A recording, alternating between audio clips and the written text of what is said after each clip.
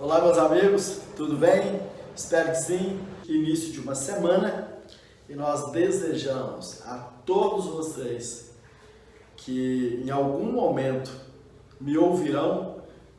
Nós desejamos boas vendas, boa semana, bom mês, bom restante de ano, sucesso, prosperidade, tudo de bom para vocês. Eu sou Adilson Geltner, criador do curso que te ensina a vender para o maior cliente da sua cidade. Ok? Quem é esse cliente? Ele é o setor público. Nós estamos falando um pouquinho desse assunto interessante para aqueles que têm uma empresa, que querem aumentar vendas, ou para aqueles trabalhadores que não são empresários, que são funcionários, trabalham em alguma empresa e querem uma profissão mais rentável ou querem escalar, dentro da própria empresa posições mais rentáveis, de mais responsabilidade, ou para aqueles que estão desempregados e estão procurando uma oportunidade de ganhar dinheiro honestamente, trabalhando. Então, são para essas pessoas que nós nos dirigimos, nesse momento, ok? Eu costumo falar, eu gosto de falar para essa classe de pessoas, para empresários e para os colaboradores, porque vocês são o maior patrimônio que o país tem, a força que transforma o país, que faz o país avançar, o estado que você mora, o município que você mora, é a força do trabalho. Por falar em trabalho, esse mês de maio, é o Dia do Trabalhador. Vocês, nós, pessoas trabalhadoras, é que fazemos esse país acontecer.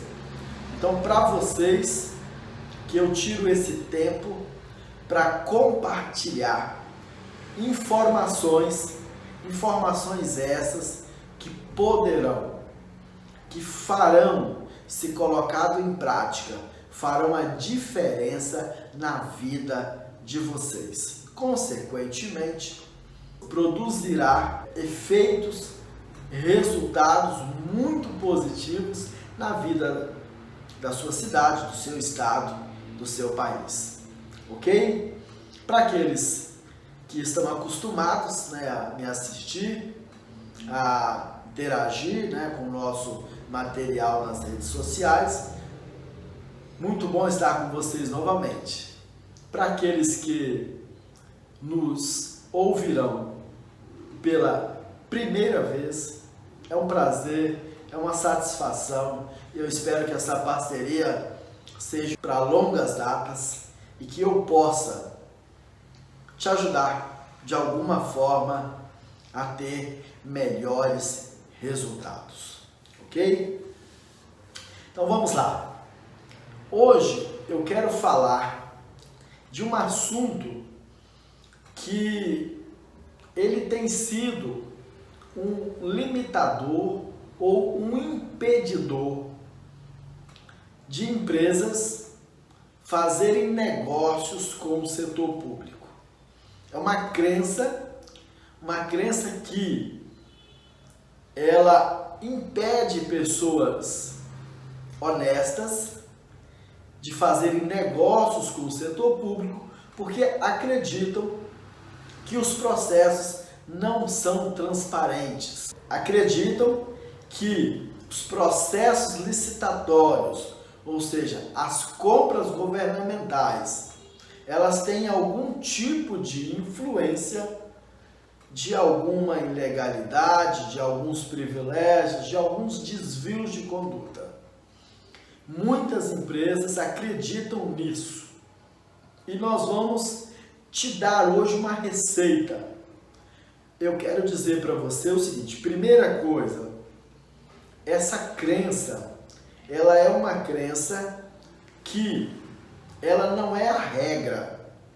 Obviamente, né? Nós não somos crianças, nós não somos inocentes, nós sabemos que o mal e o bem existem, que o certo e o errado existem. Então, falar que não existe processos direcionados, né, camuflados, nós estaríamos sendo muito inocentes. Mas nós também não podemos afirmar de forma nenhuma que todos os processos sofrem essa interferência. Na verdade, o que nós podemos afirmar, e eu afirmo isso com muita tranquilidade, porque eu conheço os dois lados, o lado do empresário e o lado do setor público, ou seja, o lado do vendedor e o lado do comprador. Eu afirmo que a grande maioria dos processos licitatórios, ou seja, as compras governamentais, elas são processos com transparência e processos honestos. A grande maioria. Claro, toda regra tem exceção. No meio desse universo, dessa quantidade imensa de processos de compra, imagina os governos do Brasil, os governos municipais, os governos estaduais e o governo federal. Só para vocês terem uma ideia, nós estamos falando de 27 estados, mais o Distrito Federal, mais a União, né, o governo central, né, o governo principal, o presidente. E nós estamos falando ainda de mais de 5.000 municípios comprando todo dia. Então, no meio desse universo gigantesco, imenso de compras, tocados por pessoas, obviamente, há aqueles que tentam tirar vantagem. Agora, por que que isso acontece? E é exatamente esse ponto que nós vamos abordar hoje para te dar tranquilidade. Para você que quer trabalhar, representar uma empresa privada junto ao setor público, ou quer ser um profissional, né, um analista de licitações, alguém que faz esse elo, esse meio de campo, que representa uma empresa na hora das compras públicas. Se você quer ser esse profissional, e eu te aconselho, se você precisa de uma oportunidade, se você está buscando uma oportunidade, faça isso, porque esse é um universo de muitas oportunidades. É um universo para você ter bons rendimentos, salários que no mercado tradicional é difícil encontrar. Então, você tem essa oportunidade. Agora, para que você vença esses obstáculos que são essas tentativas de burlar, essas tentativas de tornar os processos de compra fora da lei ou direcionado para alguma empresa, para alguma marca. Isso tudo, quando acontece por quê? Porque as empresas, lá na hora do processo, na hora de bater o martelo, seja presencial ou eletrônico, quando você está ali disputando aquela venda, o que acontece? Se alguém te passa a perna, se alguém te engana, é porque você não tem total conhecimento do assunto, ok? Vou usar aqui um exemplo. É como você ir ao médico e o médico ser enganado pela doença, ou seja, não conseguir diagnosticá-la, passar um remédio errado, né, dar um diagnóstico errado. Faltou o quê? Conhecimento. Aí você vai em outro médico, numa outra consulta, e na hora lá ele acerta em cheio. Experiência, conhecimento, caminho andado. Percebe? Então, no mundo das licitações, não é diferente. Você precisa conhecimento. E aí, não tem boquinha. Não vão conseguir te enganar. Quando você, e é um direito seu, quando você pedir vistas ao processo, quando você bater o olho no edital, você já vai perceber se há alguma regra fora da lei, alguma coisa entre linhas que direciona ou que, de certa forma, torna o processo não legal. Você vai identificar isso, ok? E é sobre isso que eu quero falar com você hoje. Mas eu gostaria, antes de contar uma pequena história para que ajude, né, a compreendermos esse assunto, né, que nós vamos abordar da agora para frente. A história é a seguinte: havia em uma determinada região 2 produtores de amendoim. E um produtor de amendoim, ele sempre tinha sucesso. Era plantar e a colheita era farta, era boa, era certa. O outro, plantador, produtor de amendoim, vizinho, às vezes acertava, às vezes errava. Às vezes a colheita era boa, às vezes era mediana e às vezes errava em cheio, nem colhia. Em determinado momento, esse produtor que tinha resultados altos, baixos, medianos, ele tomou uma providência, ele tomou uma iniciativa e ele juntou a família, reuniu a família, chamou os funcionários e baixou uma lei. De hoje em diante, ninguém planta amendoim nessa propriedade antes do nosso vizinho.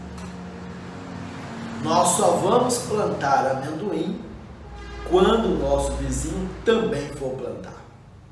E aí, deu outros compromissos, outras tarefas aos funcionários, à família, e chamou um e deu a ele uma tarefa exclusiva.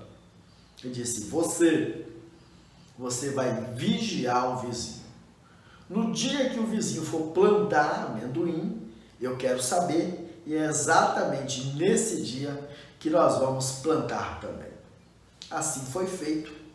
Passou-se alguns dias e essa pessoa responsável por vigiar o vizinho chegou com a notícia. O vizinho foi plantar amendoim. Trouxe a notícia ao fazendeiro. E ele imediatamente cumpriu o combinado e então juntou lá os colaboradores, os funcionários e foram plantar amendoim. Marcou-se a data e a colheita foi certa. E dali para frente, sempre boas colheitas. O que aconteceu? Conhecimento. Ele aprendeu que para plantar amendoim é preciso saber o dia certo, o dia correto. E então o resultado veio. Em qualquer profissão não é diferente. É preciso habilidade, é preciso conhecimento, técnicas.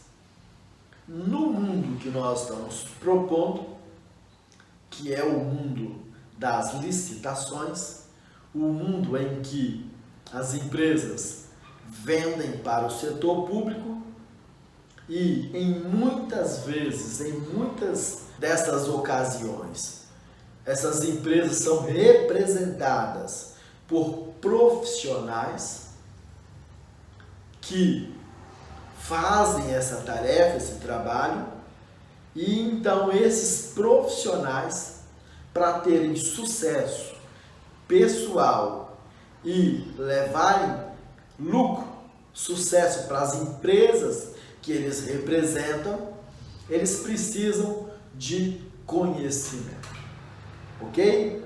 Então, primeira coisa, nesse mundo de empresas, apenas 10% das empresas vendem para o setor público. 90% das empresas ainda não vendem para o setor público. Não tem esse grande cliente, esse maior cliente da cidade, do estado, do país, na sua carteira de clientes. Ok? São poucas as empresas que negociam com o governo. Poucas, levando-se em consideração o número, a quantidade elevada de empresas estabelecidas hoje no nosso país. Então, 90%, obviamente, é um número muito maior do que 10%, ok? É nesse sentido que nós estamos falando que muitas empresas, a maioria, não negociam com o setor público. Então, vamos lá. Por que não negociam? No meu entendimento, falta conhecimento. Falta pessoas preparadas para irem para a mesa de negociação e saberem o que estão fazendo. Saberem as regras do jogo e poderem, então, ganhar a partida. Ok? O que você precisa saber? São dois conhecimentos, basicamente. Você precisa saber quais são as regras, o que é exigido do vendedor e quais são as regras que a lei impõe ao comprador. Todos eles têm as suas tarefas, suas responsabilidades, ok? E é aí que nós entramos. Nós precisamos ensinar o que o comprador precisa fazer, o que ele precisa cumprir, qual é a parte dele e qual é a parte do comprador, do setor público. Quando você sabe essas duas coisas, você logo não erra quando você vai fazer a parte da empresa e você também não deixa o outro lado, o setor público, te passar a perna se em algum momento tem esse interesse por parte de alguém. E olha, eu preciso deixar claro aqui, o setor público, ele não é uma pessoa. Pessoas entram e saem. Há uma rotatividade, principalmente daqueles que ocupam cargos eletivos.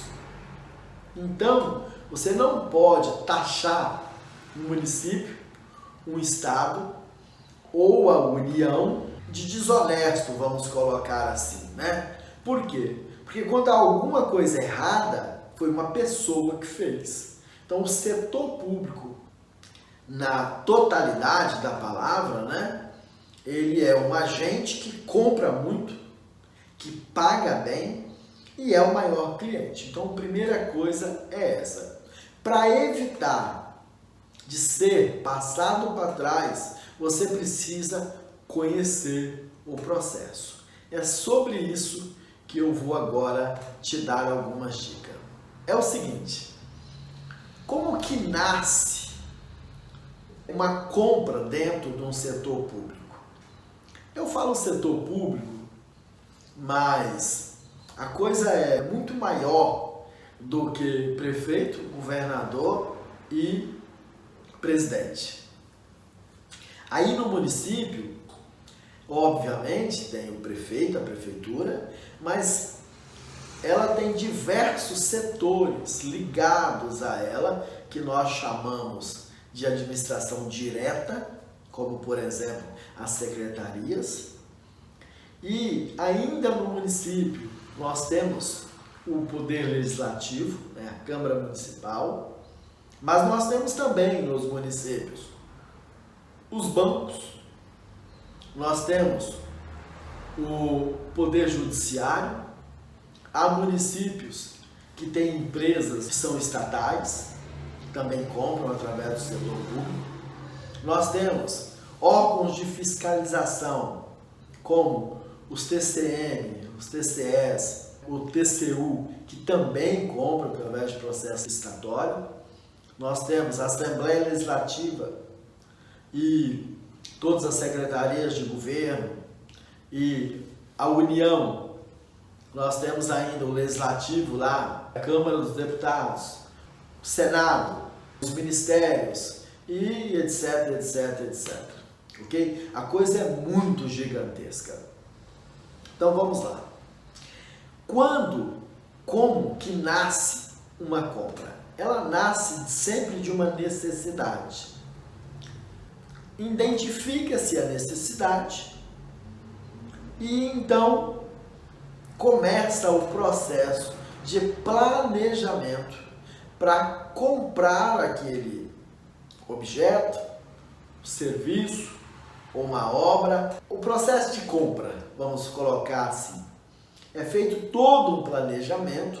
Dentro desse planejamento tem diversas etapas até chegar ao ponto da compra, né, da empresa que vai se tornar a fornecedora daquele produto, daquele serviço, daquela obra.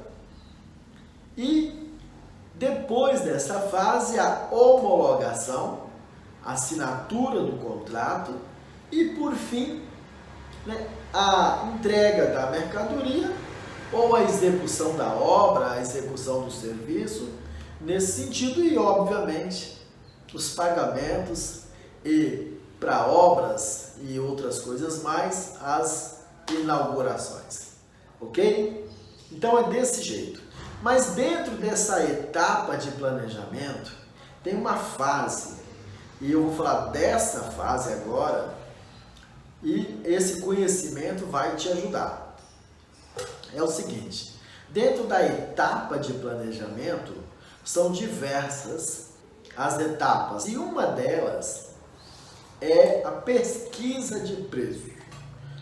Vamos entender isso para que você não seja passado para trás. Como que é a pesquisa de preço? Existe uma instrução normativa, número 73, de 2020. Ela regulamenta, ela dá as regras dessa pesquisa de preço, como tem que ser feito. Obviamente que ela trata de recursos da União. Quando o recurso ele é próprio, é possível que o município, que o estado tenha regras diferentes. Mas, via de regra, muitos não têm regras próprias e então precisa seguir essa instrução normativa. O que ela diz? Nenhuma compra pode ser feita sem uma pesquisa de preço. Como que essa pesquisa de preço é feita e por que ela é necessária?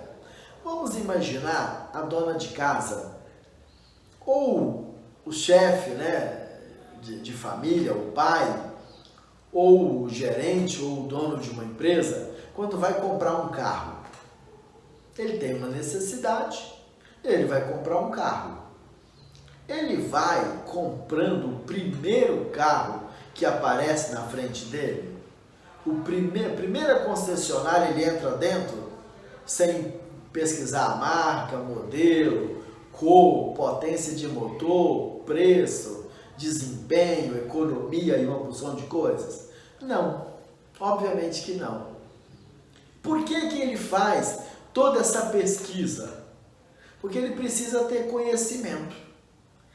Obviamente, como ele não sabe tudo, e ele não sabe todos os preços de carro, né, as vantagens das marcas, quais são os benefícios que tal veículo oferece, ele não sabe, então ele vai precisar uma pesquisa. No setor público não é diferente. Como que o ser humano, a pessoa que está lá, que é um pregoeiro ou faz parte da comissão de licitação, como que ela vai saber o preço de tudo?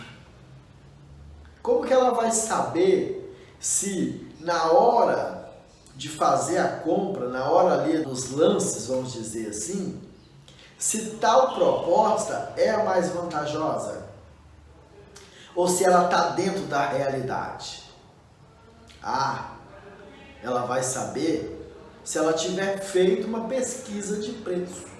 Então, a pesquisa de preço, como eu acabei de colocar, ela tem algumas razões, algumas finalidades. Primeiro, ela vai dar ao comprador um conhecimento que ela não tem, que é o preço praticado lá no mercado. Para que isso? Ela vai futuramente, né, se houver necessidade, uma auditoria dos órgãos de controle, então ela vai poder justificar por que ela pagou determinado preço. Por quê? Porque aquele preço era um preço justo. Como que ela vai poder fazer isso? Através da pesquisa. Outra coisa, né? Na hora ali dos lances, ela vai poder julgar se aquela proposta é uma proposta justa, se é uma proposta vantajosa, se está dentro da realidade, para que o setor público também não seja passado para trás. Outra coisa, essa pesquisa de preço, ela é necessária para que a modalidade a ser aplicada ali no processo de compra seja definido, porque o preço ele é o definidor da modalidade do processo licitatório. Ela vai saber ainda se as propostas, né, ela vai poder identificar se são propostas que às vezes são colocadas em um valor ou a maior ou a menor, de tal forma que o menor seja impraticável. Ou seja, ela pode comprar, mas pode não receber.